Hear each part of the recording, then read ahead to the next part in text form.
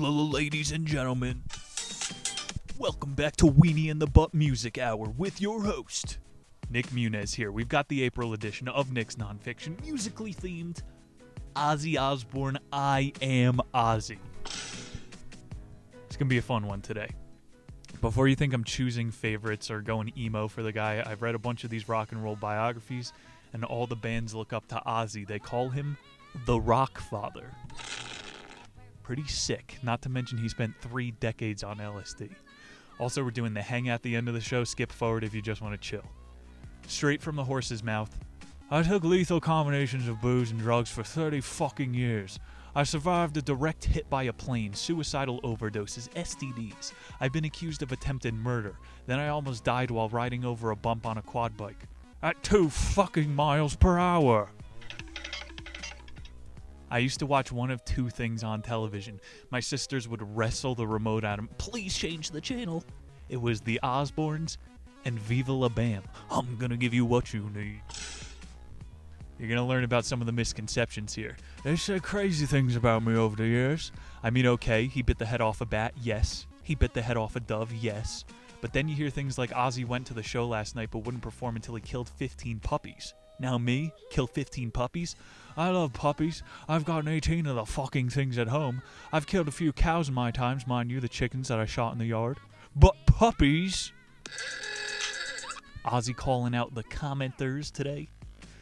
Bro, I'm not even joking. I used to watch this on repeat. Sean, you need to get me my guitar. I've been working on it. He's a living legend. The reason I like Black Sabbath, they go deep, bro. I want my comedians mentally unhinged. I want my metal deep in the rabbit hole of truth. The patrons know my favorite song, Mr. Crowley.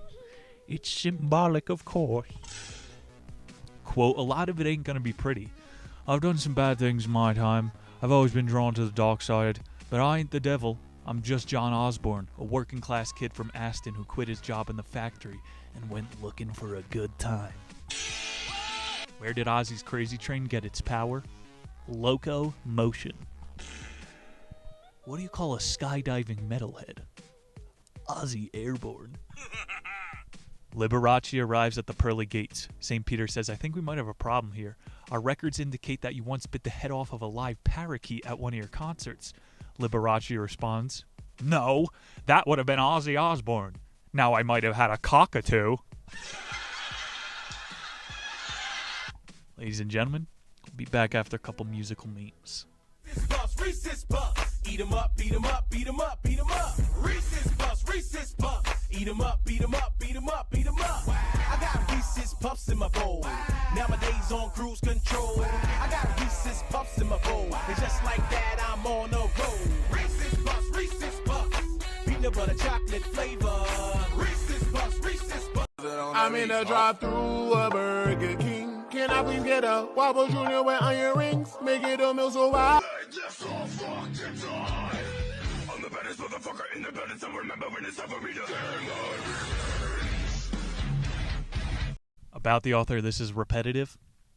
It's an autobiography. Redundant, some may call it. Gonna try to mix academia and music today. Reggae, ska, and rockcore. Whatever you're into, there's a little bit for everybody. Patreon.com/theniche. Valuable things over there. And Harry Schwan on Instagram. Free memes. What kind of shampoo did Ozzy Osbourne get his kids? No more tears. What comes after Black Friday? Black Sabbath. We're doing the hang at the end, so if you don't like fast niche, skip. Let's get this started after a couple memes.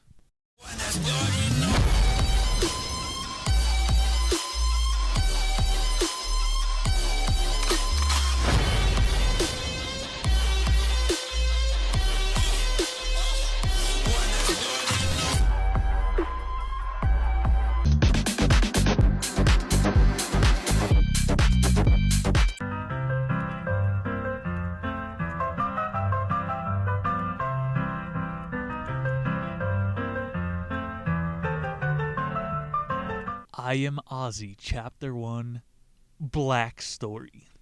Get it? Quote, I was the 4th child in my family and the first boy. My 3 older sisters were Jean, Iris, and Jillian. I didn't have any fun in Aston, and there were only gray skies and corner pubs. I was a very nervous kid. I was terrified most of the time. I was terrified of impending doom. I convinced myself that if I stepped on cracks in the pavement while running home, my mother would die. Paul Stanley wrote the same thing in his book, Rockstars. They have the VMAT2 gene. That's what the academics say. Your DNA makes you superstitious. And some things can turn off that gene in injections. Or maybe these people are just irresponsible risk takers, or science, whatever you want. Quote, my father was a good man, and he was strict, but never beat me or locked me in the coal house. He would always give his seat up on the bus for a woman or help an old lady across the road. I think this guy kind of had it easy compared to Nicky Six. He cut a hole in his arm so that his mom wouldn't get a new boyfriend. His dad was like this average Englishman. Sure, if the pot pie was a little cold, his mom got a smacking.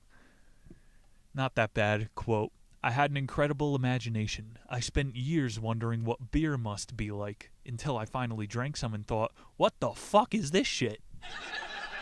I didn't think it was possible for me to make any more money than by working in a factory or robbing a bank. I was a kid trying to fit in with the local gangs. He says he always felt like a loser in school because he was easily distracted and he couldn't read. And then it's not until his 30s that he's realized he was dyslexic the whole time. A hunter in a farmer's world. Did you hear about the gay dyslexic guy? He's still in denial. Ozzy was bullied a lot at school as a kid. He's going, rather than being emo, he started befriending bigger kids than him. One of which, Tommy Ayami. For those who know the story, this kid can play a pretty mean guitar. What John and Tommy bonded over was both how poor they were. Osbourne, he didn't even see the ocean until he was 20. His mom never bought him a new pair of underwear. He said one time he had to sell his mom's suit to pay off a debt to a local gangster. Why is his mom wearing suits? Quote, I was 15 when I left school. I had 2 career choices, manual labor or manual labor. I chose plumbing because at least it was a trade. I didn't last a week. It wasn't the cold that did me in, though. I got fired for scrumping apples during my lunch break. My parents were extremely disappointed when they found out I had been fired from my job. They had got me another job at a car horn tune factory. I tried to emigrate to Australia, but I couldn't afford the £10 fare. I tried to join the army, but they wouldn't have me. So I took a job in the factory. You think he's a psycho ripe for the picking if you know he goes on to kill animals? They could have bred him into a super soldier. He's got somewhat of a work ethic, but I'm wondering where's the vision, man? Quote, I wanted to start a band ever since... He kind of sounds like Jack Sparrow in my interpretation. I had wanted to start a band ever since I sang Living Doll at my family's shindig. I was always looking for an adventure and anything that didn't involve working in a factory. The Beatles happened. In 1964, something unexpected happened to me. I got a job I enjoyed. I was a natural at killing animals. I enjoyed the slaughterhouse and eventually was promoted to cow killer. I grew to like the slaughterhouse and the smell became normal to me. I loved my job at the slaughterhouse. The guys I worked with were pretty crazy and always up for a laugh. I specialized in tripe for a while. A little bit tripe. That means intestines. I even had a stint killing pigs. I enjoyed my job. He says this 3 times. He enjoyed it despite the fact that he had to be cruel to animals. He's not a great author. He's got some good stories. We're not even in the rock phase yet. But society thinks they won. We turned this crazy kid into a good little factory member. The story goes on. I became John the burglar to escape the factory job. I was sent to Winson Green Prison, where I was terrified of being sexually assaulted. I spent the rest of the week begging for a pair of scissors so I could look less like a girl. I was given 3 months in prison, but because of my work in the kitchen and my help with Bradley, they were going to let me out in 6 weeks. I told Tommy that I'd been in prison for 4 weeks, and he told me he'd been in prison for years. I had done time, but it was part of my life. I didn't try to pretend it never happened like some people do. I was a free man, and I'd survived prison without being arse-raped or beaten to a pulp. Yet I felt so fucking sad. It was the turning point in my life as John Michael Osbourne, ex-car horn tuner. He's going like everything is irritating him at this time. He's living with his parents. He's listening to hippie music on the radio. The fact that people are trying to use him as a cautionary tale in town just because they don't match his perception of success. Yay, true. John is angry. He's sick and tired of being sick and tired. What are you gonna do? He starts posting flyers outside of a Ringway music shop. Band members wanted. I believe my fellow academics call this the all is lost moment. You can give up or you can double down again. I was 20 now and had given up all hope on being a singer. I'd convinced myself that there was no point in even trying because I was just going to fail like I had at school. Tommy sees the band poster at this point. They meet in his van to discuss what both of them had been dreaming for the past 5 years. But when I'd met him, he told me his education mainly involved learning how to use an electric welder. Tommy had an accident that destroyed the tips of his fingers on his right hand, which were the fretboard fingers for his guitar. He had to learn how to play the guitar from scratch even though he had no feeling in 2 of his fingers. I gave Tommy a chance and we spent the rest of the night sitting in the back of the van smoking cigarettes, telling stories about prison and drug busts. They figure out the next move. We're going to try to rope some guys into it. The name of the band was decided by a vote. We wanted to have a lot of instruments in the band, like a saxophonist and a bottleneck guitarist. We also wanted to copy the lineup of Fleetwood Mac, whose second album, Mr. Wonderful, had just come up and blown us all away. All right, you're starting to sound like Fish. You're going to play a vacuum cleaner and a rubber band. They named themselves a Rare Breed. February 2nd, 1966. The band premieres at Fort Worth's Palace Theater. The gig itself was amazing. Apart from almost crapping my pants with stage fright, the trouble began afterwards when I had to fight off the giant redhead who wanted to attack me because of his girlfriend. You think you get laid on stage? It's mostly fighting off jealous dudes. Tony left the band in December of 1968. Without him, the band had nothing to do but sit around and drink tea. The rest of the members gave up their day jobs, and none of them had any money. This is another dope as hell point. These other band members hadn't hit rock bottom yet, so Ozzy and Tommy, who had both been to jail, are like, you have pure, innocent little souls, and you're trying to shout at the devil here? I got Lilith sucking me off, and Satan is watching me. I'm cucking out the devil. Lilith, did you know, is Satan's girlfriend. That is from the Ancient Almanac. Osbourne, he's keeping track with the band. Nothing happens till 1968. And they're doing so bad that in 1969, he starts riding the trash truck. This is like, I have no shame. Anthony Crawford, Sammy Anzer, they're in the Denver scene. I was rising with these guys. We were in the trenches every night. They'd been at it 5 years longer than me, so both of them went to New Faces last year. Both of them back in the open mic circuit. Ooh, riding the trash truck. Ozzy's going to try to pull the Queen card here. If you want a career longer than 3 years in entertainment, you got to go for the gold. And Ozzy knows you only got one shot at it, so he starts trying to book a European tour. And it kind of reminds me of Kiss at this point in the book, like the industry is shutting them out. So what Kiss did was start renting out theaters in New York City. And then the industry was like, we can't let other band members see this as an option. And then they bought them out. My point, don't sit on the egg. And I don't have an egg right now. I know you guys look at me. Why aren't you full sending open mics? That's a good way to wind up exactly where you started. It's all about the setup. You ever hear about the Brendan Schwab when he went to the Comedy Works before he knew Joe Rogan? It's not a pretty story. Jethro Tull implodes. That was Tommy's band in the meantime. And I'm not saying I know. I don't give a fuck. I'm not trying to prove anything to anybody out here anymore. He's got the skill. He needs to lead a band to the fucking top here. He gets Tommy's band together in 1969. They change their name to Black Sabbath. Quote, Hamburg, Germany. In 1969, we were doing shows there as a part of the tour with Black Sabbath. It was a lot of fun, but it was grueling. The Star Club was a great training ground for us. We learned how to play the new song we had written, like The Wizard, NIB, War Pigs, Rat Salad. We also learned how to have a good time and how to stay out of trouble.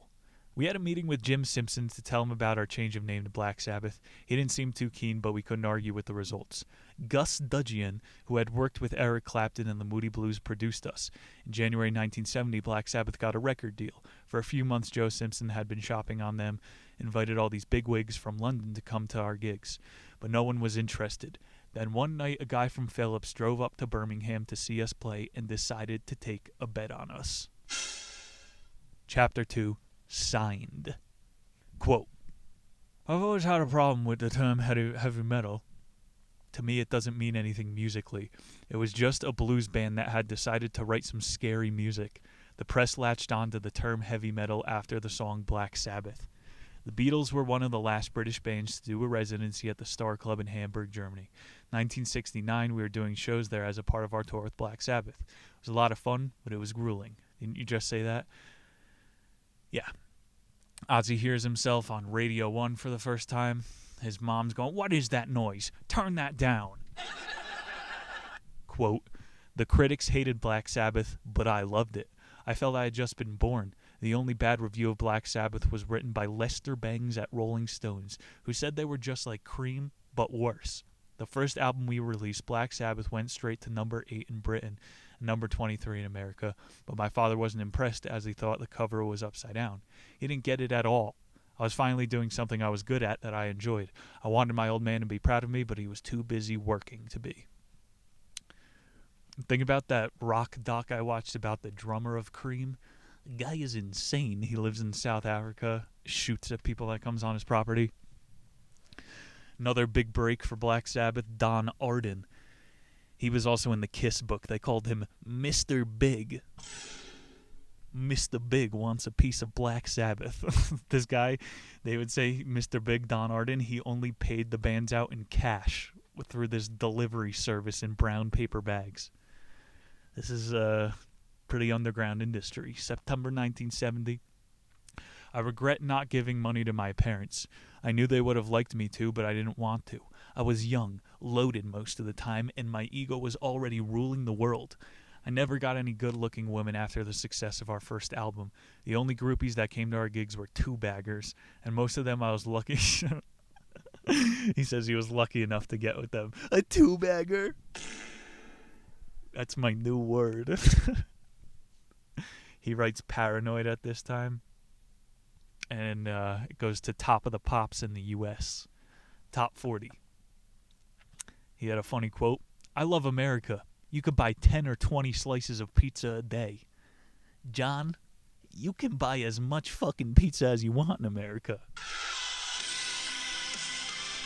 Quote, I loved traveling with Bill. We often spent time together in the back of our rented GMC mobile home drinking and taking drugs. They're on the U.S. tour. We visited many states, and I learned about Bill far away from home. We missed England, especially when we started talking about how excited we were to go to the pub and tell everyone about America. It's a big theme. They're just small-town British kids.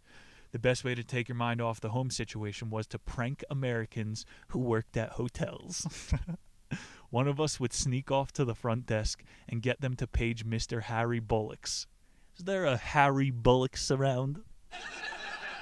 We were on the road nonstop for 2 years after our first American tour. We spent so much time in the air that we ended up being on a first-named term with the Pan Am flight attendants. He had this story where on one of the flights home to England, he was carrying 4 grams of coke in his sock. So he was worried about taking it through customs, and he just gave it to the stewardess. He said she cleared the entire bag in one shift. Hi, can I get you a drink? Would you like a snack, sir?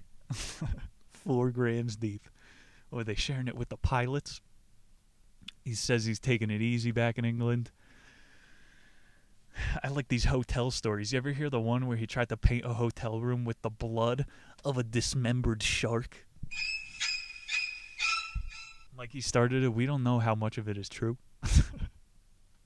Bill Ward, the drummer, he said they were the closest, so they were pranking everybody together.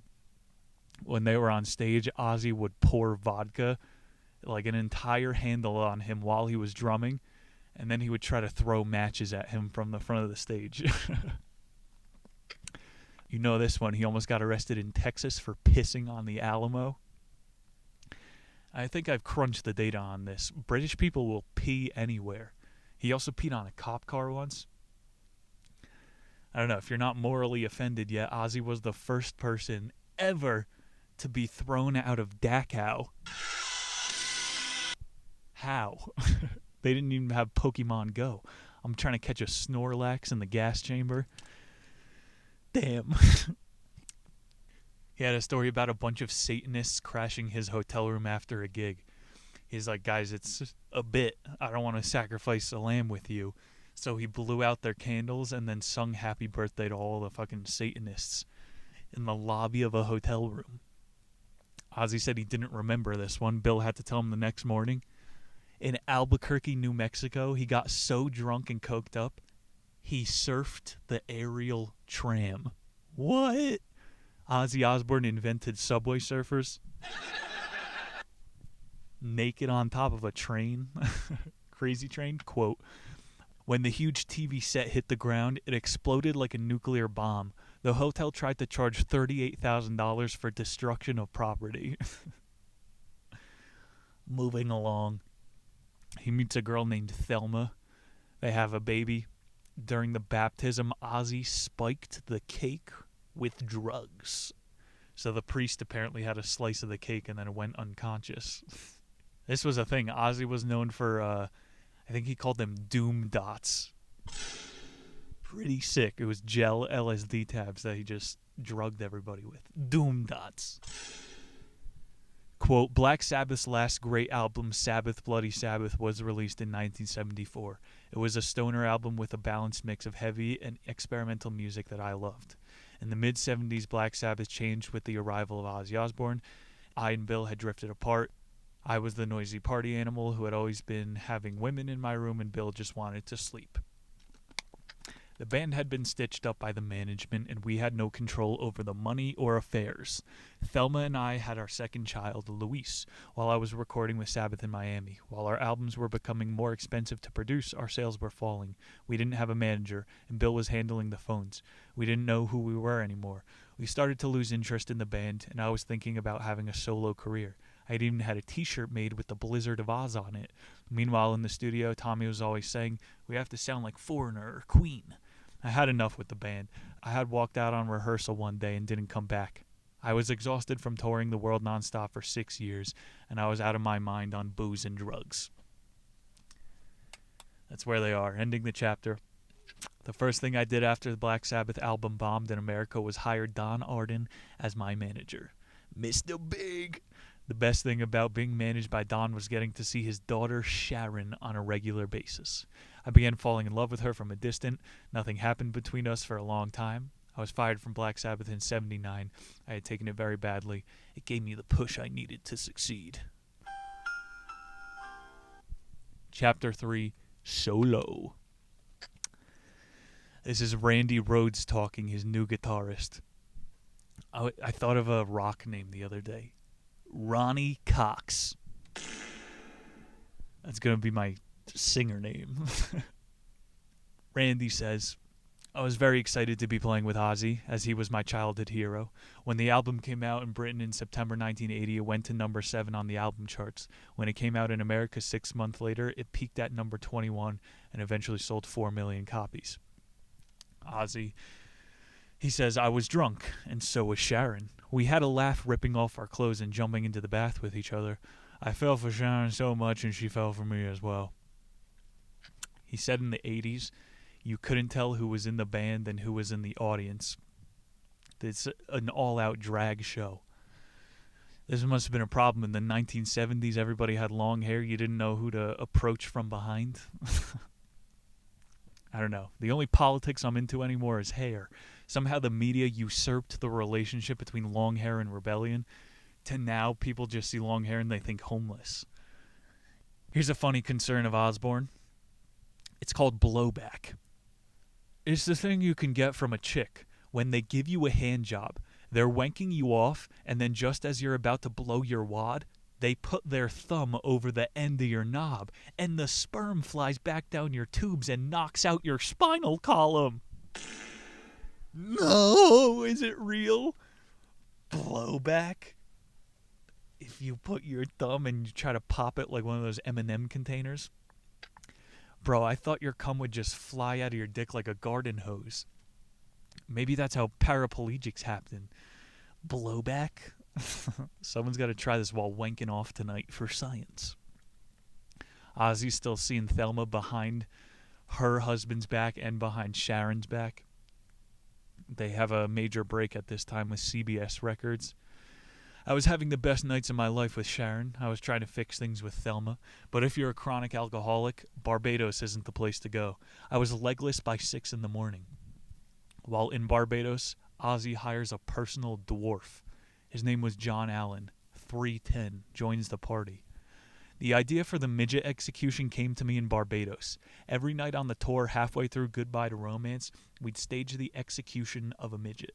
I'd shout, "Hang the bastard!" and a little guy would be hoisted up with a fake noose around his neck. John Allen was a funny man, and he had a completely normal-sized head. When he got loaded, he would lose his balance and fall down. Not a long fall. It's just like an 80s freak show at this point, cross-dressing, hanging small people. The Diary of a Madman tour, it's live. The final trick was the catapult, which was activated by stomping on a pedal. When I pressed the button, however, the elastic had gone limp, so instead of a massive payload of pigs, bullocks, and cow entrails flying into the audience, it smacked me in the back of the head. You heard about this. He would throw raw meat at his audience. January 20th, 1982. The band played the Veterans Auditorium in Des Moines, Iowa. The gig was going great until a bat was thrown onto the stage. The crowd went crazy, and the press went nuts. And you know what happens next. Ozzy Osbourne picks up the bat, makes bat soup with it, and that's where coronavirus comes from. Quote, "I asked Sharon to marry me, and she said yes. We had more engagements than most people have wedding guests. After the first one, it was usually Sharon who called them off. I proposed to her 17 times in the end. I got married in Hawaii on the way to a gig in Japan. My mother and sister came, as did Don Arden, who wanted Sharon to sign some paperwork. They buy a house outside of London. Sharon spends the whole time in the city having tea with friends, so Ozzy decides to let his ex-wife raise the kids. He's got important business to take care of. In the new house, he spends time shaving off the eyebrows of the help that fall asleep. Quote, "I had started trying to sneak alcohol into the house. One time I got a big 4-gallon bottle of vodka, but I couldn't find a place to hide it. I ran around the house looking for a place to hide it. Then it came to me, the oven. Sharon had never cooked a meal in her life. She wouldn't be looking there." How do you get 4 gallons of vodka? Amy was born on September 2nd, 1983. She was a guiding light for us, and we were happy. But just as things were starting to feel good about life again, we had to go on the road to promote the Bark at the Moon album. Chapter 4, Ozzify. Randy Rhoads dies in a plane crash before the tour. Ozzy specifically picked this pilot because the guy had been in near-fatal crashes. So did Ozzy indirectly kill him? He's saying that he had a bunch of near-death experiences during the Moon tour. I had to out-crazy the band members of Motley Crue, otherwise I wasn't doing my job properly. I was out of it the whole time. We learned this in the book last year. He snorted a line of fire ants. I was so loaded that I didn't feel anything. Yeah, cheers. Then I'd get up and have another can of Guinness. The Bark at the Moon tour was the final tour with Motley Crue. I had started to fight with Sharon, and we had stopped staying in the cheap motels. I would often get more tattoos when I was drunk, which drove Sharon crazy. Sharon would always find ways to retaliate when I did something crazy. On the Moon tour, he set people's chickens on fire. And then when he would go home in between the dates, he would spend time shooting stray cats with his shotgun. And then there's a big story you've probably heard. He would let chickens loose inside of his mansion and then hunt them inside of his house. Maybe that's why Sharon isn't coming home. I'm pretty sure this was the time when he was on like 20 Vicodin a day as well. But that could be the entire time. Quote, I had become a full-blown practicing alcoholic. I couldn't pretend any longer that I was just having fun or that boozing was something everyone did when they got a bit of money. I had a disease, and it was killing me. I was stressed out about doing Live Aid. I hadn't talked to Tommy for years, so it wasn't exactly a comfortable situation. The organizers put us between Billy Ocean and the Four Tops at 10 o'clock in the morning. Yeah, this is not the fun time anymore. It's starting to get into the sad part. But we're talking about Live Aid, so that's fun. Meadowlands, New Jersey. It's like 20 miles from where I was born. If you're going to go back in time to a concert, that might be the one. The Beatles were there. And then, Queen and everybody and all that shit. I'm thinking about it looked like the Beatles were at the Meadowlands last year when Mr. Beast opened his store. And like, we're living through a very gay Beatles mania right now. This guy did a 10,000 person meet and greet. And then they sold the most hamburgers anybody ever did in a day. Beast Burgers. Beast Mania. Like this documentary, I think it's Colin and Samir on YouTube. Just watch that one. It's going to make my point that's hyper cringe even cringier. There's no talent left. It's all hype at this point. And that's kind of what Ozzy's doing with his Hang the Midget tour. Ozzy's getting protested by priests and nuns. Mr. Beast is curing the blind. Did you guys see that one? Yeah, let's forget the researchers who put 40 years into the field of ocular vision. And let's give the credit to the kid who's spending Google's money. Mr. Beast cured the blind. That fucking, and for people who like Mr. Beast, the National Guard had to come up and end the meet and greet. Like, mall security wasn't enough. So I'm saying there's a little bit of rock and roll in there. Why does people just hate everybody with long hair? So Ozzy starts talking to a doctor about his drinking. Very fun stuff. Here's a better quote. The media was obsessed with the idea that there was a subliminal message in suicide solution for a long time. I began putting subliminal messages in my songs to promote the idea. The saddest part about that period was the old bandmates Bob Daisley and Lee Karslake decided to sue me. They claimed that we owed them money for Blizzard of Oz, Diary of a Madman, so they sued us. And this is a really big point in the book. He keeps going, the drugs and the hangovers, man, they're not as bad as your brothers turning on you. I had turned to sedatives, which I'd got from doctors on the road. Whenever I had overdosed, I would just blame it on my dyslexia. He talked to a doctor that was like, the more you drink, the quicker your brain is going into blackout mode nowadays. He goes, I thought it was just bullshit to frighten me. It's true. In my vodka years, you just start blacking out sooner through the night. He said, I drove all the way down to the end of Alcoholic Avenue. And then he tried to quit cold turkey, which is even more dangerous. Quote, what's my name? I couldn't answer because I felt like I was underwater. Then Sharon was going, how many fingers am I holding up? How many fingers, Ozzy? But I couldn't count. I was charged with attempted murder against my wife. Survived a strangulation attempt. While he was going through the DTs, this is when the accusation of strangling, which I don't fucking know. I'm sure there's a million conspiracy books written about that in itself. Rock conspiracies kind of rule. I'm more into the Laurel Canyon connections, but maybe Ozzy strangled his wife. I'm thinking of Good Charlotte now. Well, did you know when you're famous you could kill your wife? There's no such thing as 25 to life, as long as you got the cash to pay for Cochran. Anti-rock the song. Strangling your wife, that's some rock and roll shit. Chapter 5. Ozzmosis. Quote, I was so sick I tried to kill myself a few times to get out of gigs. I was terrified that Sharon would leave me, but as much as I wanted everything to be normal and right, I was terribly sick. In 1992, I went on tour to promote No More Tears. I was done. I'd been on the road for 25 years, and I was like a mouse on a wheel. Album tour, album tour, album tour. I didn't need the dough. He's thinking about his dad's retirement. He spent the first 6 months tending a garden and then committed himself to hospice. So he's like, you got to stay busy, but not too busy. Sharon's got this bright idea of managing all the misfit bands underneath them. And this kind of goes on for 5 years. He does his balanced workload. Then his mom dies. The music era is officially over for Ozzy.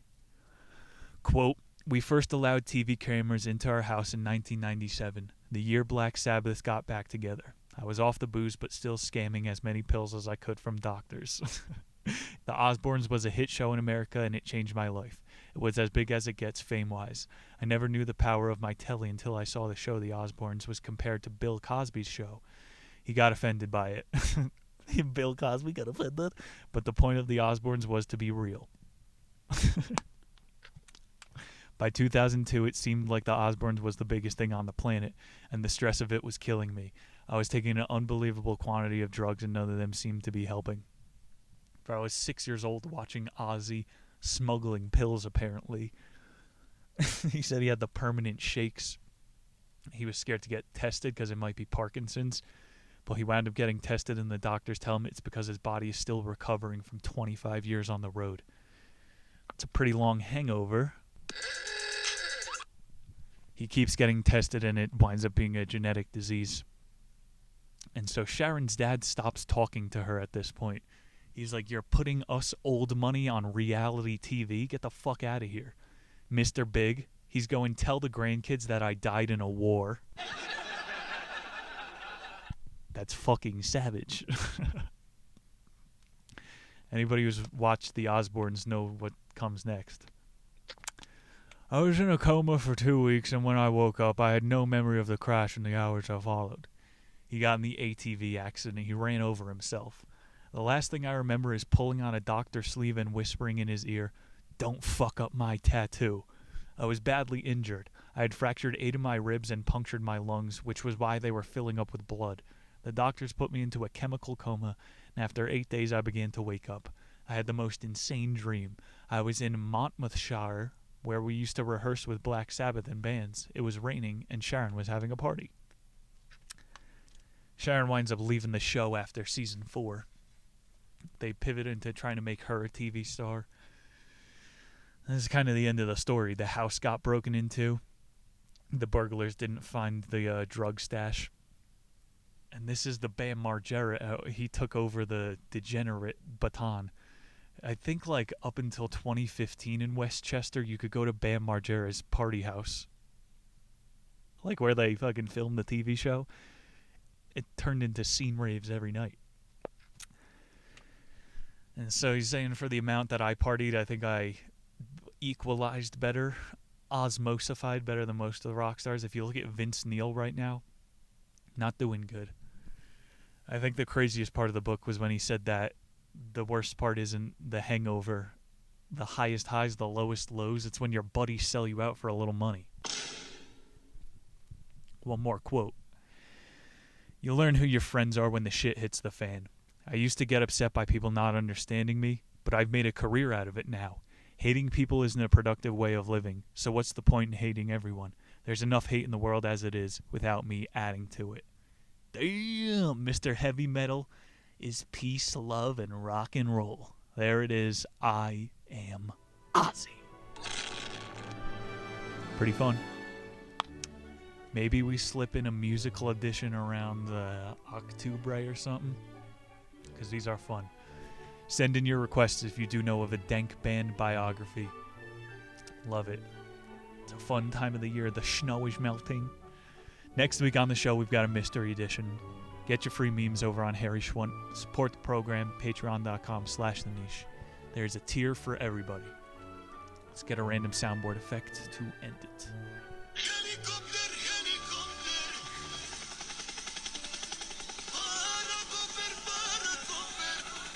Nick Muniz signing off. We'll be right back with the bonus. Allahu Akbar.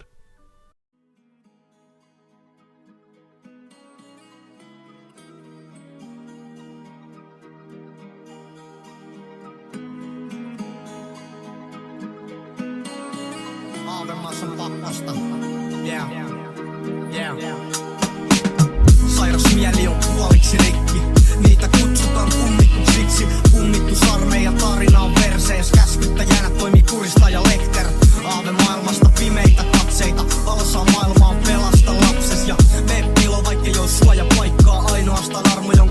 voisin antaa. Saanut herää henkiin, on nähnyt enteet, ei auta kyyneleet eikä keittiön veitset. Aave on haulikko ilman varmistin, mä vaatekaapissa senkariartisti. Kummitusarmeijas tuhansia aaveita, Aavemaan passilla katkaistaa kahleita. Kummitusjunalla valkoiseen taivaaseen, kuolan savuna ilmaan tän kappaleen.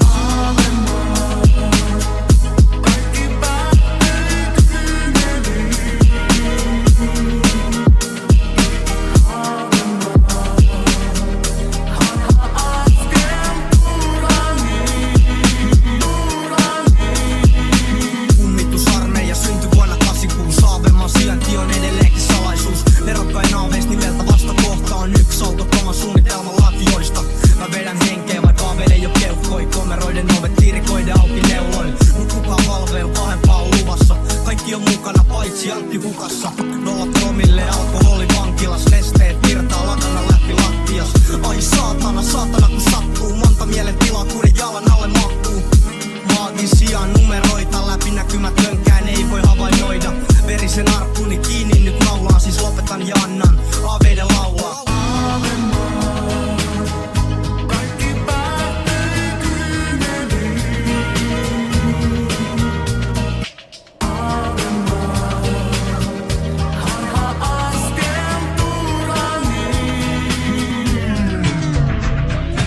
Aaveet iskee kun valkoiset salamat, keskiyön aika ei kirkkaalta taivalta. Pimeästä maailmasta kylmää Suomeen, suoraan suoneen herättämään kuolleen. Oot muka juoneset herää enää huomen. Se on aave maailmamme luonne.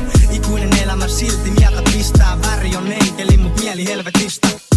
Kummitus ei voi rakastaa. Sydän on kylmä ja suonis on pakkasta. Mä oon käynyt läpi sen vaiheen kun valkaisuaineet ei puhdista mainet. Lakana taivas on herännyt henkiin. Aavemaa hengittää kuristuslenkin. Olkapäät verillä kannattaako kantaa kun aika on palavaa sytytyslankaa.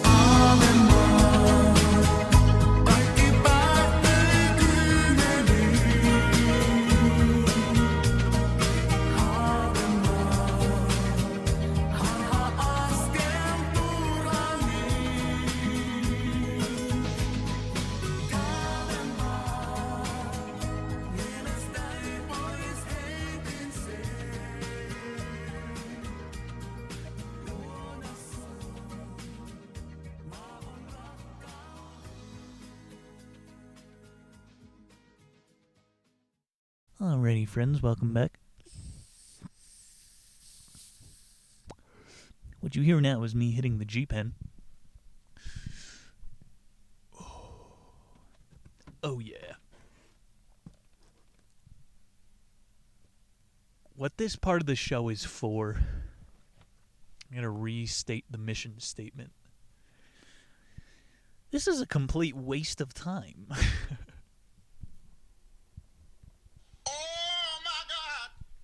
He said it. You're not supposed to say it out loud. We get the information out of the way, and now I have to feel like I'm bombing for 15 minutes. You want me to bring someone to the back of the studio against their will? Force a mic into their mouth? Music. That was the theme of the day. Let's see what we got playing.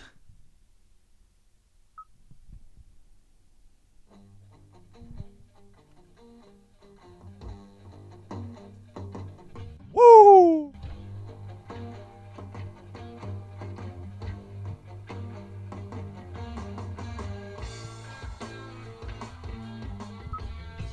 Okay, so they're listening to me. What the I just hit shuffle on my iPhone, and Jack the Stripper comes up. That's Black Sabbath.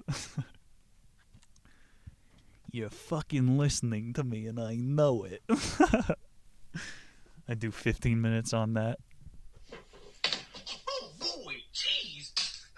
You know what that soundbite reminds me of? It was a day after middle school. Me and my buddies Nev and Dill, we go to the bowling alley. This is a real story. Remember the soundboard. Keep it in your mind. Oh boy, cheese. We're doing some bowling.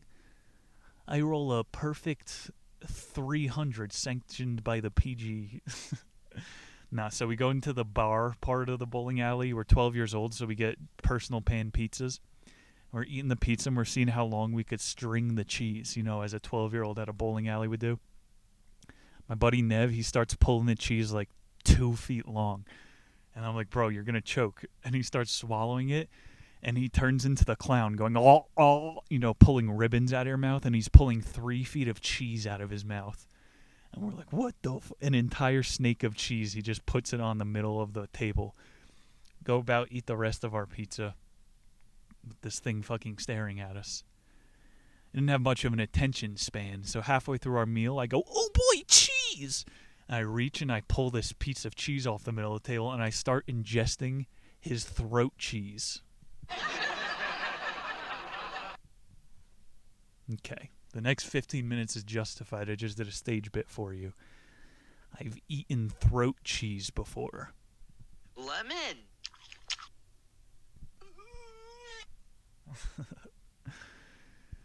Throat cheese. Comedy. So, I did talk about the industry a little bit today. The Indus. Yeah, I don't want to fucking... This show is about the lowest brow of comedy.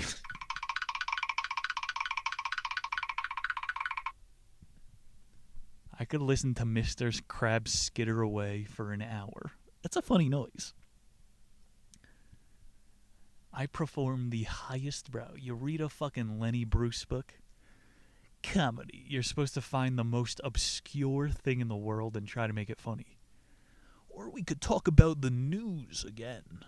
Again on the 20th podcast of this week. The news.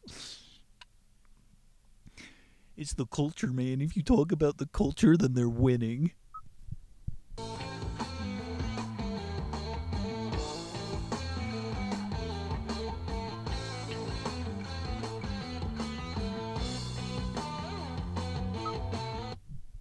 Turn me off and listen to Black Sabbath now. So. Well. Don't worry, I feel the bomb. I feel it in my bones. Is this what you want? So.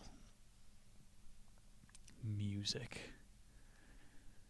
What do you say we shuffle this one more time, see what they fucking think I want to hear? One of my SoundCloud beats. I hope you like how I have been adding a smoke session between the hang and the fucking video. SoundCloud beats, that's music. Oh, next up they got some Passion Pit.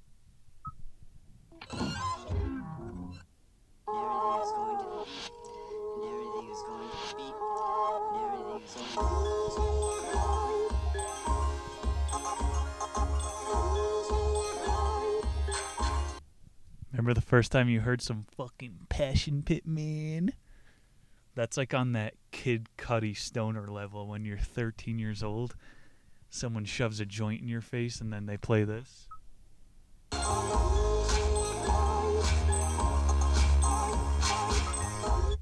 Let's go.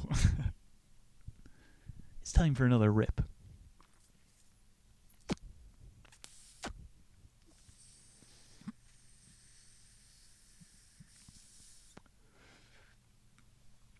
Ronnie Cox. Someone's got to have used that name before. I got a ton of those fake names, but I use them in knock-knock jokes on stage, so I'm not going to use them here. My ass. Wasn't it Doom Dots? That was very funny in today's show. Oh, it's stoner time. Let's go. I'm Bowser. I'm breathing fire. High Times Magazine strain of the year.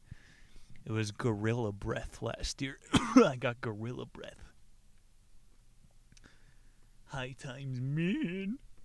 Dude, if you smoke enough to reefer, I feel like you could you just see everything, man.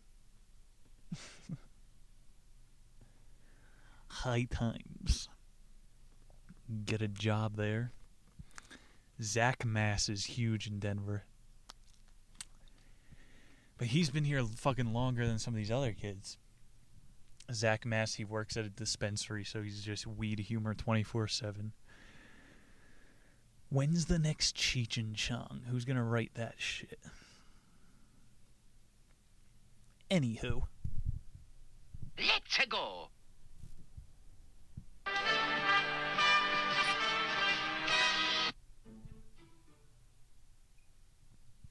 Increíble. Hi, Chihuahua. I'm a Mexican. I'm a Mexican American. I need more guacamole. Guacamole. What would you do if you were approached on a busy street by a well-dressed stranger who said he lost his wallet and asked apologetically if you could give him $10 for a train ticket? Beat it, guy. You have those people outside of your grocery stores. Man, I just need a couple bucks to catch the next bus. I know you're about to buy vodka. You're here every day. And so then supermarkets started hiring security to get rid of a motherfucker. In Boulder, there's always chicks on roller skates outside of grocery stores trying to get you to sign some sort of a petition. Not today, sweetie. I've got books to read.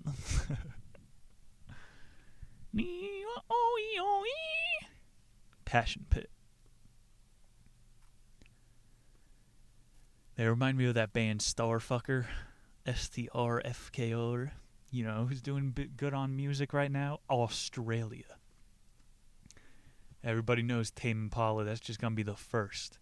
King Gizzard is blowing up. You know, King Gizzard, they put a fucking album out every week. They're so scared of losing their fans. And then there's fucking Tame Impala, who waits 4 years to put out an album, and in the meantime he puts out a song named Patience. Just fucking with his fan base. Have some patience. King Gizzard is wild. Who else do they have? Pond, of course. Justice goes hard. Australia is woke. If you know what I mean. I don't even know what I mean, so. So, well. That was terrible. I think Gasolina, that'll stand the test of time. Oh, but I gasolina. Dame más gasolina. The music edition. Would you be willing to become physically ugly if it meant you could live for 100 more years at your current physical age? That's the hardest question you'll ever ponder. I'm already ugly, so I get 100 more years. You work somewhere where you wear a mask all the time? That was a very hurtful question. Shuffle music, save us. What's up, guys? It's Quandale Dingle here. I have been arrested for multiple crimes, including battery on a police officer, grand theft, declaring war on Italy, and public indecency. I will be escaping prison on March 28th. After that, I will take over the world. Greetings, Quandale Dingle here. My cousin Henry Bartholomew Dingle. I could listen to that all day. Bartholomew Dinglenut got arrested for putting a TNT in a daycare center. Put a camera in Joe Biden's bathroom and watched him take a poop.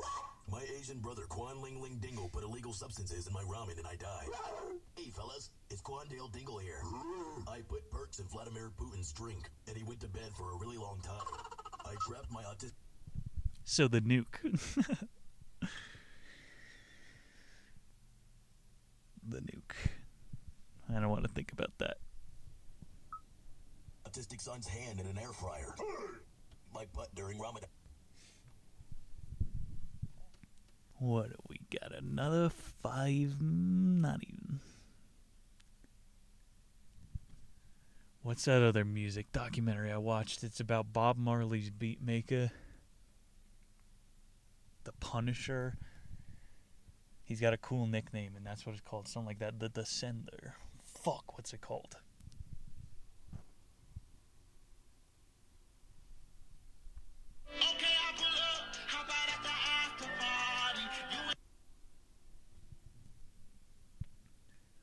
Maybe that's the only person I'm jealous of.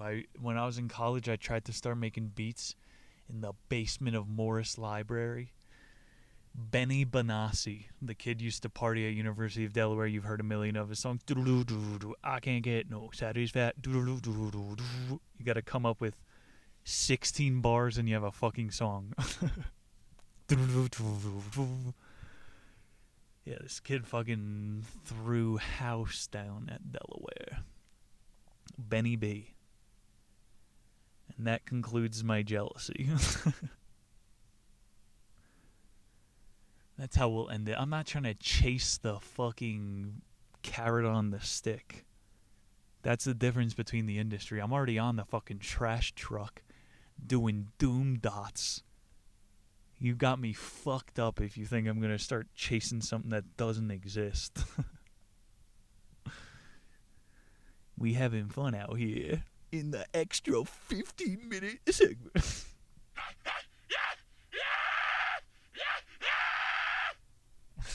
That's my internal monologue.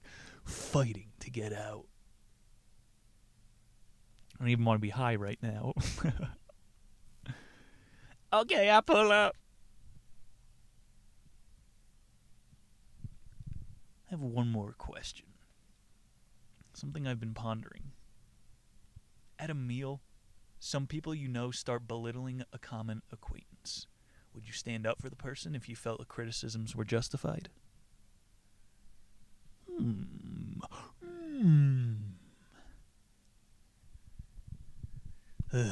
Talking behind a motherfucker's back.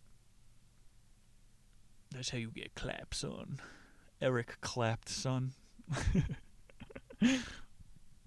Eric, you gonna get clapped, son. Was that the bite of 87? I'm about to show this motherfucker the bullet of 45. Well, well, well. It seems we've done it once again, ladies and gentlemen. We've done it. Tactical nuke incoming! It's been fun. Definitely listen to some Black Sabbath later.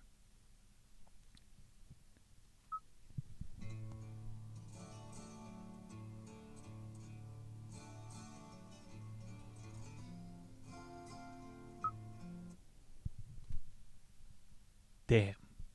You see, they're not all heavy metal. They got range, dude. Laguna Sunrise.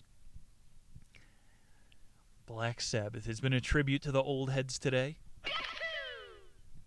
Thank you for protesting in your age. And that's my cue. They're giving me the light. You hear it? That's Ozzy Osbourne shooting cats with a shotgun. Let's go. Full circle. Your next bonus segment will be in exactly 1 month when we do our May-themed edition, usually philosophy that time of year. I fuck with the knickers.